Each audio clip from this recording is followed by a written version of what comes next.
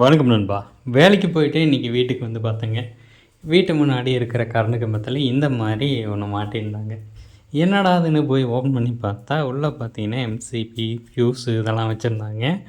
So அப்புறம் தான் மேலே பார்த்தீங்கன்னா லைட் ஒன்று மாட்டி வச்சுருந்தாங்க. கடந்த 5 வருஷமாக பார்த்தீங்கன்னா அது வந்துட்டு மாட்டவே இல்லை. ஸோ வீடு பார்த்திங்கன்னா இங்கே தான் இருக்குது, இங்கே தான் நாங்கள் இருக்கோம். இருந்தாலும் பார்த்திங்கன்னா அதை வந்துட்டு மாட்டலை. இப்போ எலெக்ஷன் வருது அப்படின்றதுனால இதை பண்ணியிருக்காங்க. ஸோ அப்போ என்னென்னா மக்களை கவனிக்கிறது எலெக்ஷன் டைமில் மட்டும்தான், மற்ற டைம்லலாம் கண்டுக்கிறது கூட இல்லை.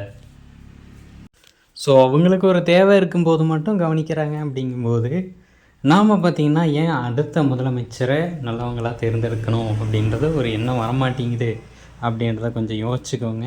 ஸோ பெட்டராக பார்த்திங்கன்னா அடுத்த டைம் ஓட் பண்ணுவோம். பெட்டரான ஒரு தலைமையை எதிர்பார்க்கணும். ஓகேங்களா?